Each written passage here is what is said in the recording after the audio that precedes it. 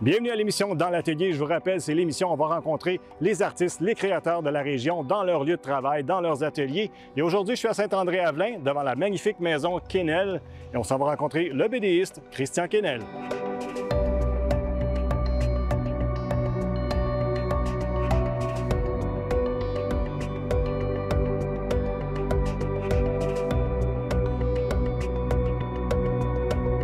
Christian, merci de nous accueillir chez vous. C'est vraiment le fun de venir dans ta maison.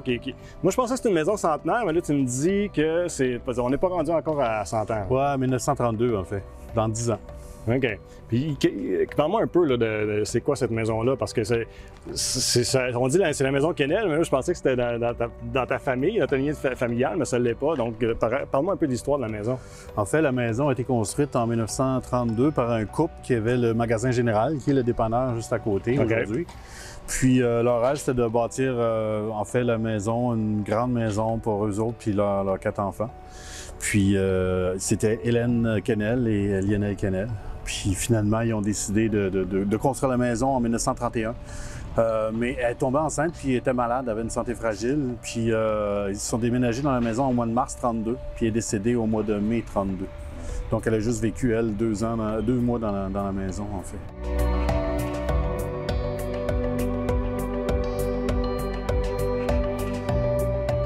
Ça a été qui les propriétaires avant de se rendre jusqu'à Christian Quesnel?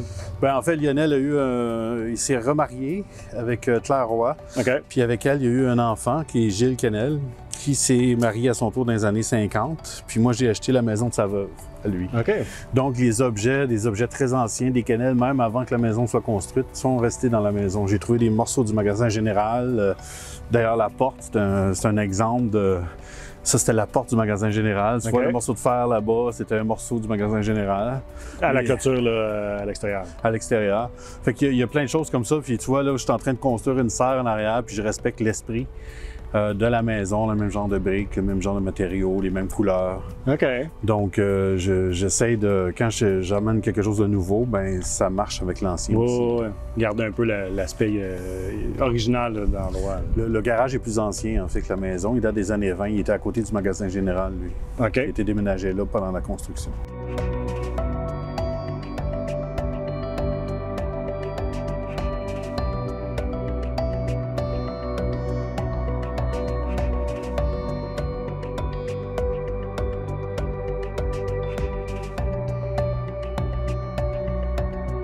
C'était quoi ton feeling? Qu'est-ce qui a fait que tu as dit « Wow, c'est ici que je vais m'installer » ? C'est le studio. OK. C'est le studio. Je suis arrivé au 3e étage. Il y avait une grande pièce, un grenier. Puis c'était pas isolé, rien. C'était pas fini, mais je voyais qu'il y avait un fort potentiel pour mettre un studio là, un grand loft. Je me suis dit, c'est ici que je veux vivre. Là. Puis c'est ça qui m'a emmené ici. As-tu, souvent les gens ils arrivent dans des vieilles maisons puis ils disent qu'ils ressentent une vibe, ils ressentent un peu comme comme si la maison était vivante, quelque chose. Ressentais-tu un feeling personnel comme ça? Moi, les gens l'appellent la maison Quesnel. Moi, je l'appelle ma vieille dame. Tu sais. Elle a beaucoup de dentelle, elle demande beaucoup d'entretien, beaucoup d'attention, mais en même temps, il y a quelque chose, il y a une vibe, oui, dans la maison, il y a quelque chose de particulier. C'est surtout les autres qui me disent ça. En fait, il y a 2 équipes de médiums qui sont déjà venues, dont une avec une équipe de télévision, qui sont déjà venus ici. Et ont-tu senti des choses? Ils ont senti des choses, oui. Moi, j'ai jamais rien senti, mais ils ont senti des choses. Puis ils m'ont dit des choses aussi. Moi, je leur avais pas raconté l'histoire de la maison. OK. Mais ils m'ont dit des choses sur l'histoire de la maison qu'il y avait pratiquement que moi qui savais. Là. Ah ouais, hein? Ouais. Ah, c'est intéressant. Là, j'ai écouté vraiment... T'as porté l'oreille, là? Ouais, j'ai tendu l'oreille. On remarque quand on se promène que tout est petit, les pièces sont petites, les corridors sont petits, mais c'était la façon de construire à l'époque des années 30. Là. Exactement. L'endroit le plus ouvert, c'est ici, dans la maison. OK. Comment grand que c'est, la maison comme telle? Est-ce que tu as plusieurs pièces? 27 pièces en tout.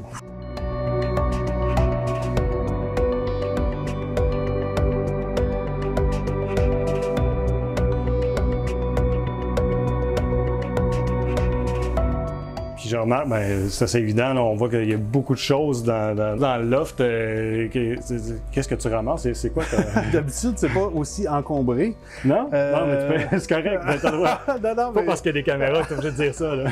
Non, mais sérieusement, habituellement, c'est pas aussi encombré. C'est toute la section encadrement qui est nouvelle depuis 6 mois. Ouais. On ramasse des cadres, moi et ma blonde, puis on a décidé de mettre en marché plusieurs de mes originaux parce que j'en vends régulièrement, mais quand même, il y en a, comme on peut voir, il y en a quand même quelques-uns. Ouais.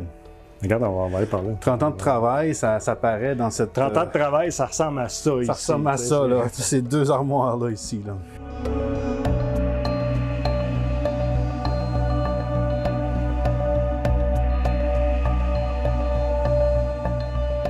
Il y a des projets qui sont plus courts que d'autres. Ouais. Tu vois, Mégantic, c'est une partie de ça ici. OK. C'est pas tout ça. Mégantic est avec d'autres projets. Tandis que ça ici, tu vois, ça c'est juste un projet. 10 pages seulement. Tandis que le prochain livre, Lovecraft, la cité oblique, c'est tout ça ici. Ludwig en bas, c'est toute la pile qu'il y a là. Donc, ça dépend des projets. Là. Il y en a qui sont plus difficiles à stocker que d'autres. Il y en a qui partent plus vite aussi. Dans Lovecraft, là, il y en a plusieurs qui sont partis déjà. Là. OK. Malgré qu'il n'est même pas publié. Ouais.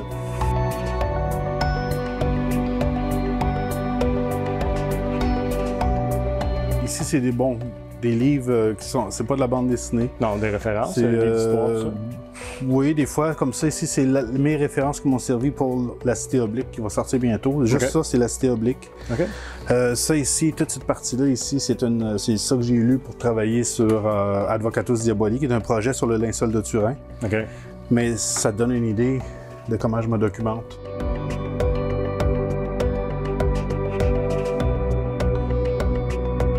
Mais le reste, ici, c'est des BD que je lisais quand j'étais plus jeune. Surtout celle-là, ici.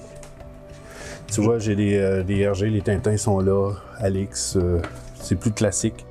Mais il y a des Torgal, il y a toutes sortes de choses ici. Là. Ça, c'est plus quand j'étais plus jeune. Tandis que ici, bon, ben, tu retrouves une section aussi, ça, c'était plus la BD japonaise qui a marqué mon enfance. Goldorak, Albator, cette section-là ici. Ici, c'est des revues où il y avait de la BD dedans, il y a eu Vidéopresse aussi. En bas, il y a une partie de livres, c'est de la BD québécoise. Jusque-là, puis là, ici, c'est tous des livres scientifiques sur la bande dessinée. Mon travail universitaire, j'ai beaucoup pioché là-dedans. Ça, ici, c'est mes livres à moi. C'est les livres solo, en duo ou à 4. Là. Mettons, comme vous avez détruit la beauté du monde, bon, on a fait ça à 4. Tandis que Mégantic, on était 2, Ludwig, j'étais tout seul. Tandis qu'ici, c'est des BD que j'ai fait en collectif. On retrouve le René Lévesque, là, qui est sorti récemment. Mais tu retrouves aussi... Tiens, ça! Ça s'appelle L'à propos. C'est une revue qui existait. Celle-là date de 1986. C'est la première fois que j'ai publié de ma vie là-dedans. J'avais 14 ans. C'est ça. C'est le dessin vraiment merdique. Ça fait rien, il faut commencer quelque part.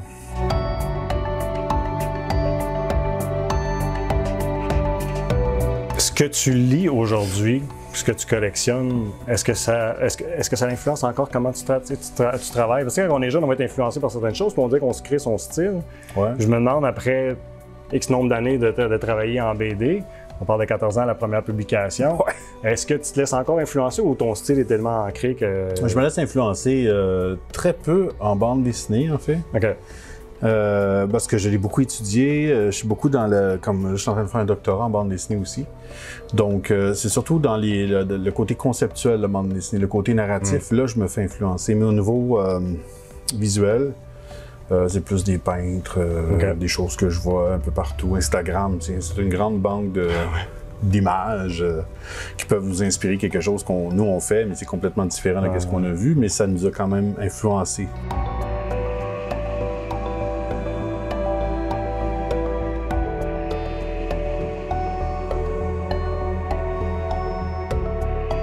Ce que j'aime et que je trouve d'intéressant de ton coin de travail, c'est la vue sur Saint-André. Est-ce que ça influence moindrement la façon de travailler, la vibe de Saint-André? Je te dirais que des fois, oui, c'est vrai, ça peut arriver. Ça me permet de rester ancré dans mon milieu, beaucoup, de me dire, bon, je suis ici. Mais quand je suis vraiment dans une image, je suis pas à Saint-André-Avelin, je suis dans cette image-là. Bizarrement, les BD que j'ai fait à l'étranger, comme j'ai parlé avant qu'on filme de La Cœur d'Argile qui parle de ma maison, qui est un album que j'ai fait en partie à Londres, en Angleterre. OK. Puis il y en a un autre que j'ai fait, c'est une légende de loup-garou qui se passe à Duhamel, une vieille légende qui date de 1898. Puis ça, j'étais en Allemagne, celle-là. Fait que c'est à ce moment-là que je sentais le plus mon appartenance à la petite nation, à ce moment-là. C'est pas que je la sens pas... non, mais le fait d'être à l'extérieur, j'imagine, t'as une certaine nostalgie qui s'installe. Une nostalgie, une mélancolie. Puis on devient encore plus ancré dans le territoire d'où on vient, bizarrement.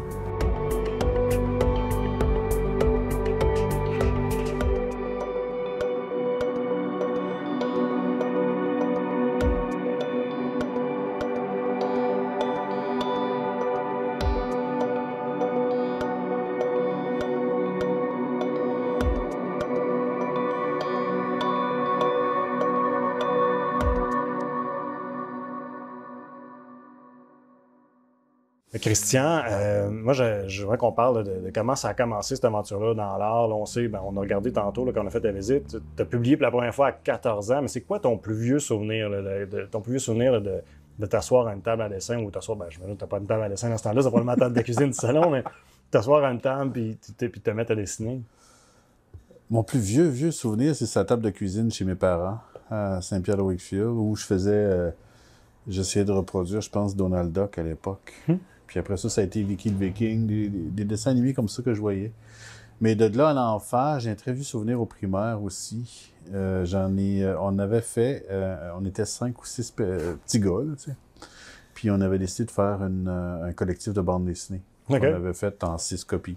J'ai jamais retrouvé cette copie-là. Non, c'est dommage. Mais peut-être quelqu'un d'autre de la gang, non? Ah, j'espère personne là, parce que c'est ça. Voir ces dessins-là aujourd'hui, c'est une épreuve, en fait. Okay. Non, mais c'est ça. J'ai vraiment publié pour la première fois en 86 dans la revue La Propos. Puis ça m'a donné, ça m'a donné un élan pour pouvoir en faire mon métier après. Puis c'est vraiment en 92 j'ai reçu ma première bourse pour faire de la bande dessinée. Fait que c'est vraiment à partir de cette bourse-là, de ce premier projet d'album-là, que je calcule que, bon, 92, en 2022, ça fait 30 ans. Au début des années 90, je sais pas si tu t'en souviens, mais on était en pleine crise économique. Moi, je sortais de mes études en graphisme à Cité collégiale. Il n'y avait pas de job. Fait que je me suis dit, tiens, je vais créer mon propre projet. Puis il a été financé, puis ça m'a permis de faire ce premier album-là. C'est vraiment quelque chose que j'ai créé par moi-même, en fait. J'ai travaillé pendant 1 an sur cette bande dessinée-là. D'ailleurs, cette bande dessinée-là, c'est le Crépuscule des Bois brûlés, qui parlait des Métis de l'Ouest, qui avait été signé, préfacé par l'arrière-petit-neveu de Louis Riel. Puis récemment, si je raconte ça, c'est parce que récemment, je sais pas si tu sais, tu te souviens, il y a des livres qui ont été brûlés en Ontario, là.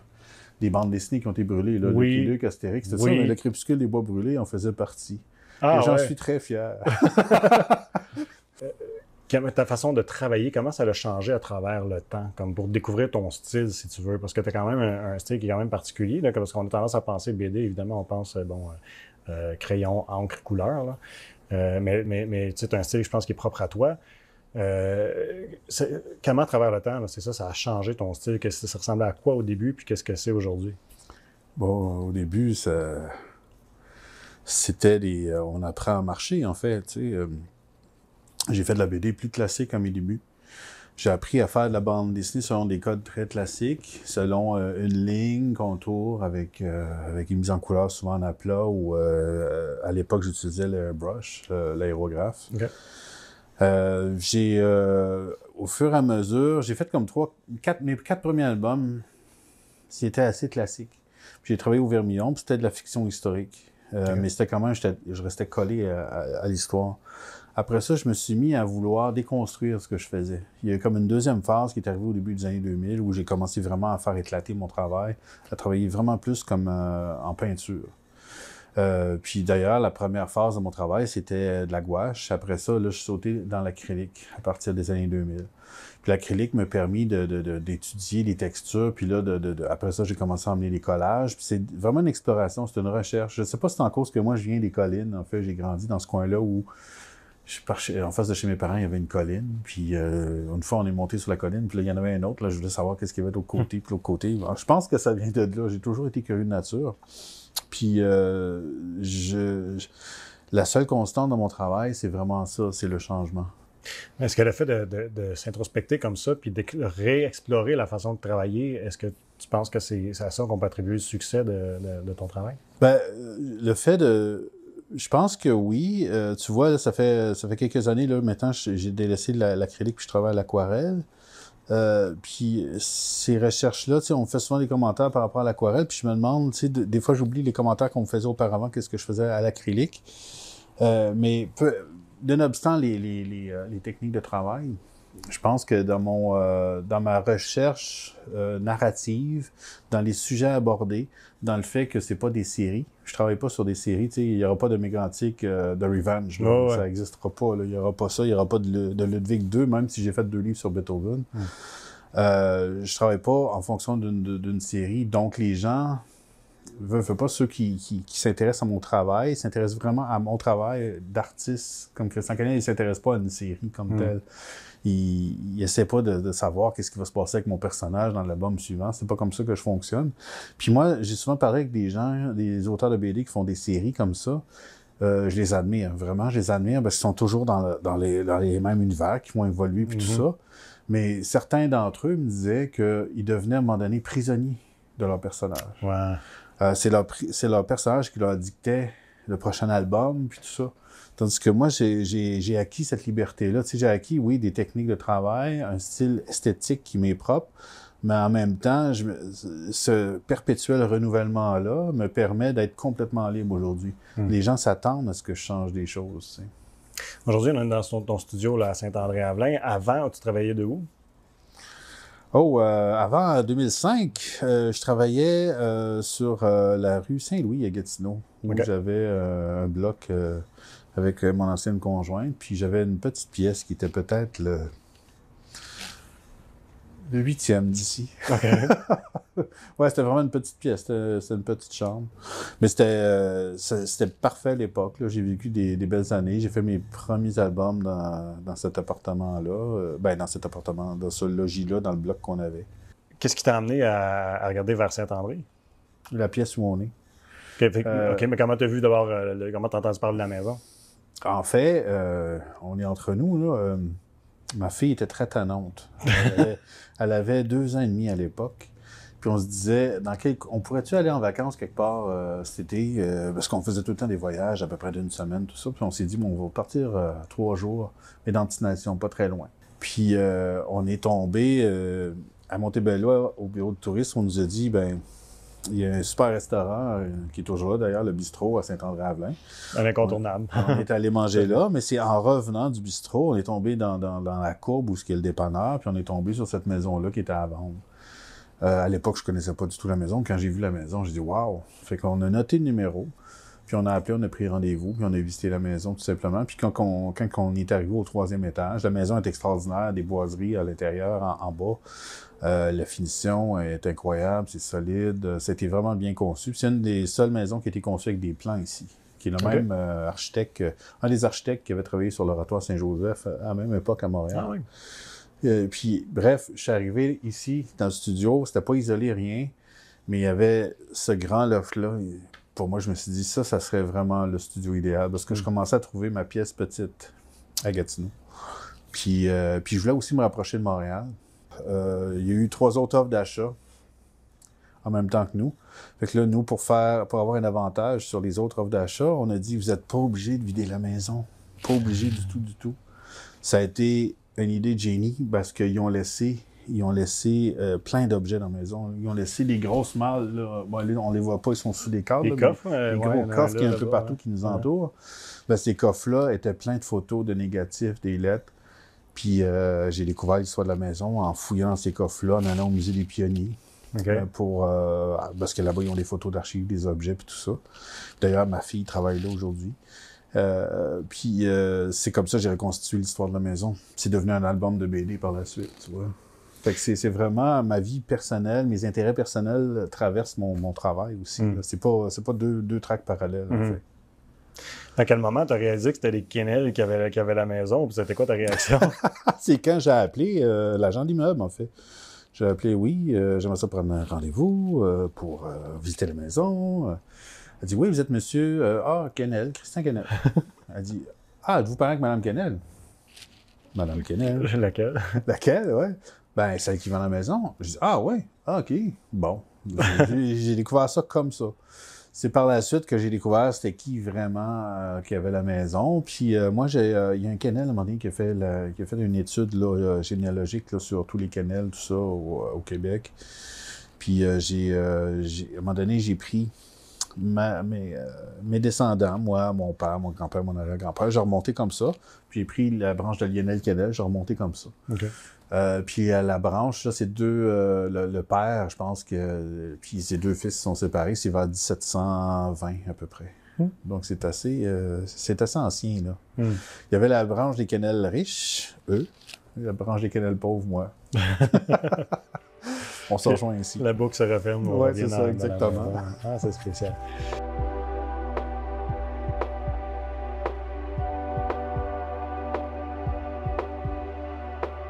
On va dire qu'il faut que j'ai une image mentale avant de sauter sur la table à dessin. Il faut que je me fasse une idée. Puis à ce moment-là, là, je peux y aller. Mais c'est jamais... Écoute, j'arrive sur la table à dessin, puis c'est jamais ce que je voulais. Là. Jamais, jamais, jamais.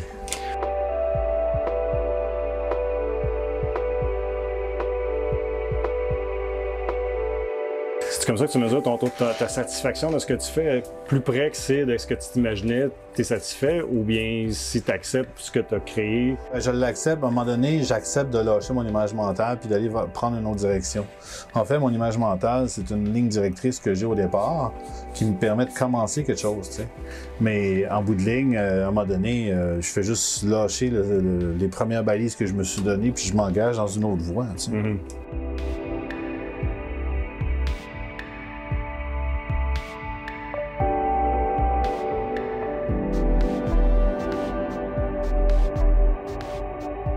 C'est hyper important pour moi que ce soit moi qui est le seul, si tu veux, le seul maître à bord. Puis des fois, un éditeur va m'arriver, je suis ouvert aux suggestions, en fait. Ça, c'est pas mauvais d'être ouvert aux suggestions. Mm-hmm. Mais je décide quand même si c'est bon ou c'est pas bon. Si ça vient ajouter au projet un plus, ça vient l'enrichir, ben moi j'ai rien contre ça. Mm-hmm. Pour moi, je suis au service de l'œuvre. Faut pas placer son ego devant l'œuvre.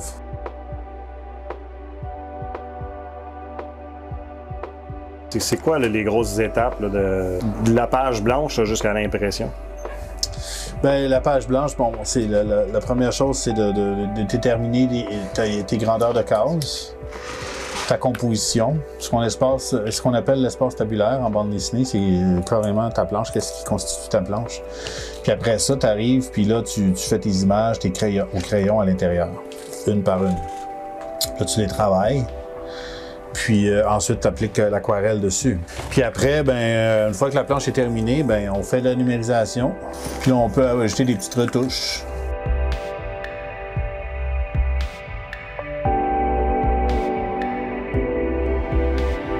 Faire de la bande dessinée, c'est une forme d'écriture. L'écriture par le dessin. C'est pour ça que quand quelqu'un me dit « T'es illustrateur de cette bande dessinée-là, comme de Mégantic », non, je ne suis pas illustrateur de Mégantic, je suis le narrateur en images. Donc, toutes mes images sont pensées en fonction du sens de la lecture, de gauche à droite, de haut en bas. Si je fais un personnage qui court de gauche à droite, il va quelque part. Si je le fais qui court de droite à gauche, ça veut dire qu'il revient sur ses pas, parce que c'est un sens de lecture. Puis le lecteur, lui, il veut pas, c'est dans notre culture, c'est intégré depuis la petite enfance. On pense la bande dessinée comme un mouvement de lecture de gauche à droite.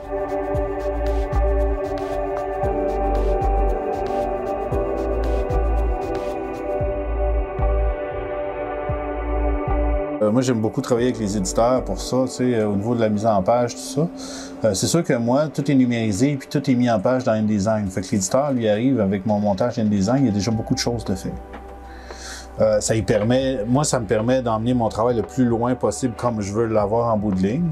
Puis lui, ça lui permet de prendre la balle au bon puis d'arriver à travailler sur un projet qui est déjà assez défini. C'est sûr que des fois, il y a des négociations, d'autres fois, il y a des mésententes, mais c'est toujours une façon de...